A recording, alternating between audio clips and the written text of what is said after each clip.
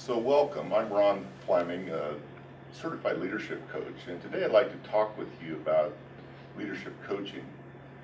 And I've asked Shannon Trilly, a leader that I've worked with, to join me for this conversation to talk about what leadership coaching has been like for her. So welcome, Shannon. Really glad to have you with us today, and look forward to this conversation together. I'm very happy to be here. So maybe we could just start with when you started with leadership coaching. Say a little bit about yourself, the situation you found yourself in, and what you were looking for. Yes, well, there were two major factors that led to me really seeking a coach.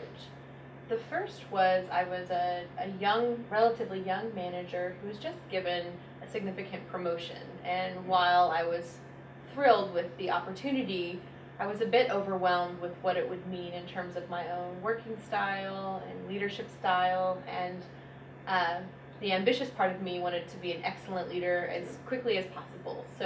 And I knew I would need some support for that.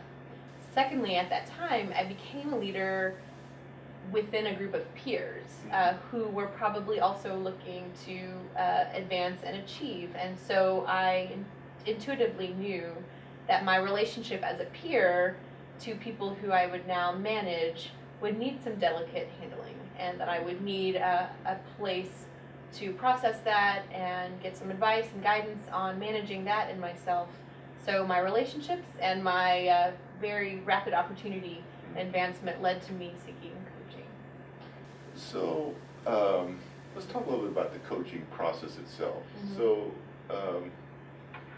we met like every other week or so. And then you do work in between time. And I'm wondering if maybe, is there a metaphor or an image which comes to you about what the time was like? Like, what is it? You describe kind of the work you were working on. Like, what was our coaching engagement like for you? Well, first, in terms of the rhythm of the coaching, I would say we started with you and I talking about my goals, and then you actually meeting with people in my organization, mostly the supervisors and those that had given me the promotion, but also wanted to see me grow. And I think jointly setting those goals and benchmarks and naming the strengths and weaknesses was really helpful to start the journey and refer back to over time. But my favorite metaphor from when we worked together or for the journey of coaching was really one you gave me of walking through maybe a more organic forest, and the challenging times were when you're on kind of this walk and you lean over and you pick up a rock, and under the rock are these worms that really are the heart of decomposing this very rich forest. And while it might be helpful, sometimes they're disgusting or scary, or you don't want to look at them. And so I found it helpful to say the worms were what maybe I was working on. Over time, it was necessary to look at them every now and then. They were necessary to maybe help transform some of the core things about myself, my response to challenge. But I found it helpful when you and I would be talking there were days I didn't want to deal with the worms, and I would be able to signal to you, Ron, we ran into something and I'm not ready. And other times I would come into one of our sessions saying, this is the worm I want to work on today.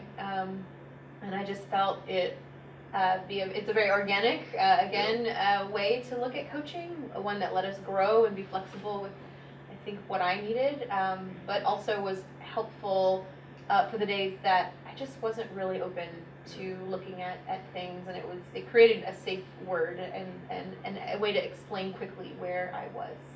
So. Yeah, and I think I remember the importance of sort of setting the agenda for the day. And yes. Sometimes that was really important to help us move ahead for that session, what it was you wanted to get out of that session. Sometimes we put the worms off for a while. Yes, we needed to, yes. So that's a little bit about how the sessions went. Do you remember anything about kind of the work in between time? Because sometimes I feel like the important work is actually done at the time in between our meetings.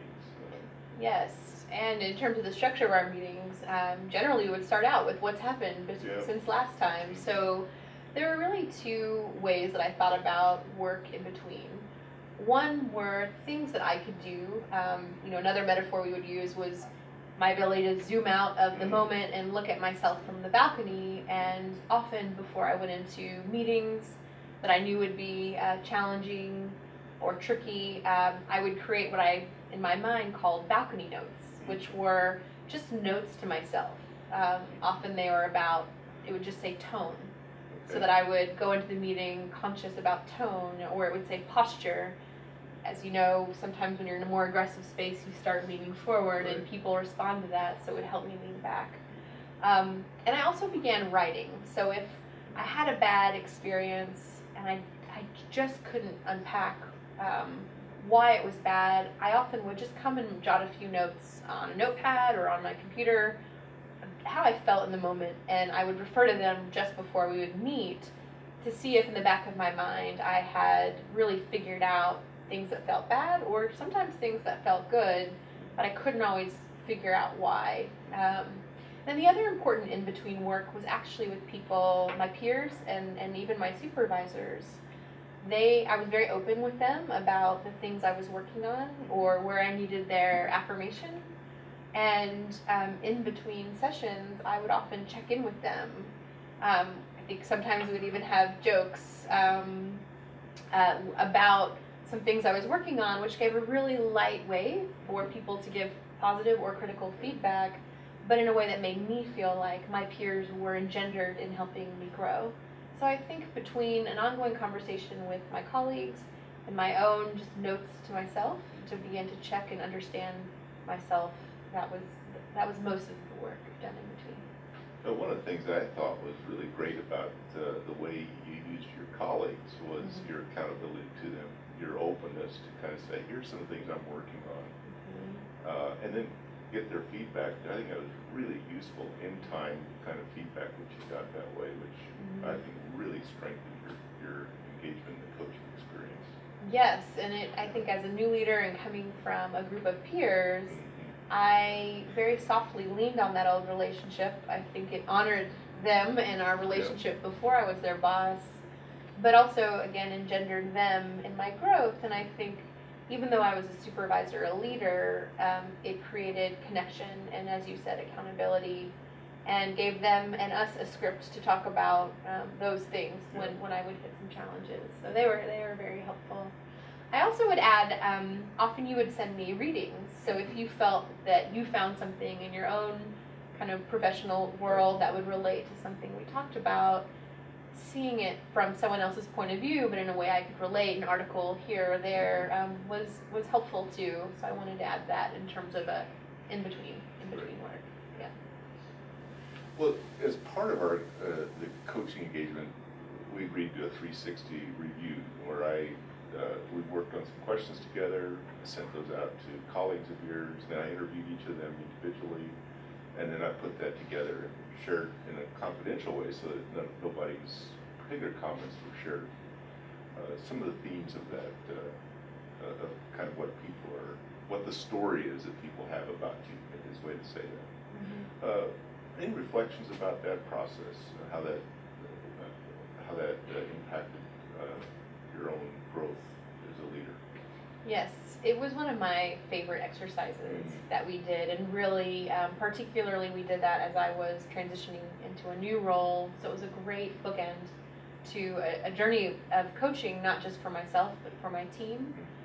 I think it was a really concrete way where I put out there, and it was a step of vulnerability to ask for feedback from them that they really appreciated.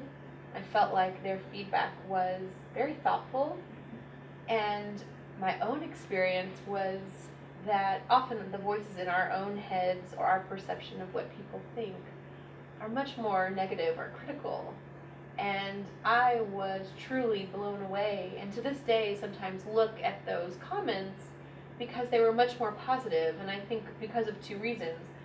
One would be because I did some real work and there was some real evolution there, but two, because the team that did the 360 was part of my coaching from the beginning. They also felt, again, part of the victory that I had, and wanted to, in many ways, celebrate what they saw. So I think that the primary message that I got from the 360, I think I was expecting more points to work on, and I think the more common message back was, you have made great progress and you know your own weaknesses, and keep on, but you're not far off from the mark. And that was so helpful and energizing. And as I said, to this day, I sometimes refer to that when I start, as we all do, kind of dropping in terms of when we think how we're performing.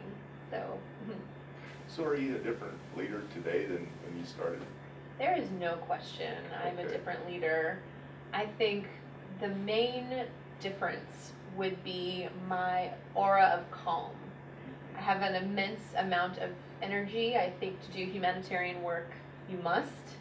But when you transition from being a field person who's running on adrenaline, you do that for 8 or 10 years, and then you become more a home-based manager, that energy has got to go somewhere. And when I started coaching, I really didn't know what to do with that energy anymore, and it would come out as negative or frustrated sometimes, or it would overwhelm a room even if it was positive. I think now I just sit back and laugh. In fact, last week I was somewhere where someone said, "You are just this grounded, anchored person," and I had to laugh because we know that is not always the case and not always true, and never would I have thought that I would have control over my energy to be. I was just going for a neutral presence, but to get affirmation in my new role as someone who is actually presence of grounding and calm in a deep way, I appreciated, but I also had to laugh because that is just how far that element of who I am as a leader and person has transformed. And the second reason would be just my ability not to react. I might have only earned, we used to talk about 1 or 2 or 3 seconds of reaction time, but sometimes those few seconds are the difference between forward movement or backward movement, and as a leader, those are important seconds. And I see it not just in my professional life, but my personal life has made me extremely effective in terms of managing, again, kind of that energy, but also just being a thoughtful person and not letting emotion drive an immediate response. So, yeah. Yeah, I think this whole issue of leadership being the ability to choose a response, I think is so critical in terms of being an effective leader. Shannon, you've talked about a number of the ways in which coaching really was helpful for you. There's also some tough spots along the way, and I wonder, were there some times you remember sort of coming up to a dead end, and like what was that experience like? The most difficult experience was earlier on in the coaching. I think any time of reflection is challenging, and the first job is to discern between what in a situation are the things I need to own and what are things out of my control. I think that we hit a spot. I had a series of tough weeks with colleagues, with peers, and I was learning to become sharper in my vision. I knew where I was making decisions or reacting with little time of thought. I knew that I needed to take a breath and step back, go to the balcony, not take something personally, but those old reactions kept kicking in. And so it was this time early on where I was getting a sharper vision for the points, the levers of control that I was finding with coaching, kind of creating that space for reaction, but I would still fall back on my old ways of defensiveness or frustration. And so it's almost like torture because I was more enlightened in some ways, but I didn't know how to use the new knowledge of myself to stop the old behaviors, which again can also almost be worse than reacting without realizing it. I think that I really just leaned on you as our own relationship grew, and used the safe space to kind of back out of it slowly, put that rock with the worms down when I couldn't after a day, but come back at it when I was ready again. What are some reasons somebody might want to look for a coach from your perspective? Well, my first reaction would be there's not a leader that doesn't need a coach. Okay. But for a more practical answer, I would say someone who is looking to grow in any way, someone who wants to advance, someone who wants to be more excellent, someone who's tired and burnt out and needs a place to reset, but you have to keep working at the same time.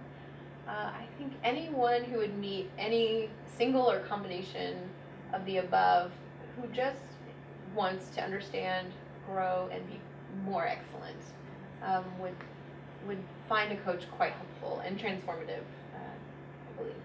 And do you have any views of what would you say would be the kind of things you should look for in a coach? Part of it's a match with different people, but are there some overarching things that you think of in terms of looking for a coach? My best answer will be to tell you what I found in you and that I liked. Okay. So I would say someone who engenders immediate trust and safety.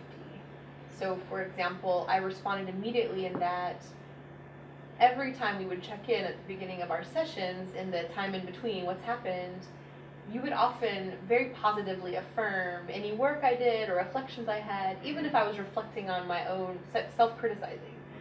Every session started positive, and I think any coach needs that to open up and engender the trust and the relationship that does exist between the coachee and the coach.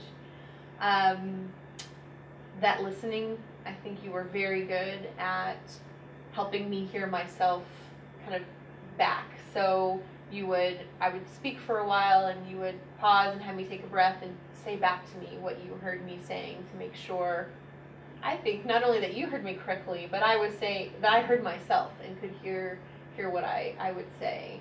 I felt that, for what it's worth, you were on my side. So again, in a challenging or political environment where I often felt I was always in a corner, I didn't know who was my ally or not, on which day, I never questioned if my coach was on my side, even when I knew I maybe didn't perform the way I wanted or the way we discussed, or I was in a not particular place. Sometimes, even in the times between, I would know that my coach was there. What would my coach say as a helpful way to breathe? So I think the positivity, the trust, and for you, again, in particular, even just the calm demeanor. You could have a radio voice. You have that deep, slow voice that just really helps someone slow down and anchor when, again, you might be coming in kind of cranked up or ramped up or excited about work. Those are just a few of the qualities that I would say, or I have found to be really helpful in a coach. Well, thank you. Yeah. Thank you very much. Yes. Well, thank you, Shannon. I really appreciate you sharing some of your experiences with coaching. It's been a real pleasure for me to be alongside you, to work together with you, to collaborate in this engagement. So hopefully this has given you some better sense of what leadership coaching is about. And if this is something you'd like to explore further, I invite you to be in touch with me. I'd be happy to talk with you further. You can contact me through the website. I have the contact information is there, or you can contact me directly at ronfleming@gmail.com. And first session is a no obligation, no charge session. We can discuss what coaching might mean for you. Best wishes to you on your leadership journey. Thank you.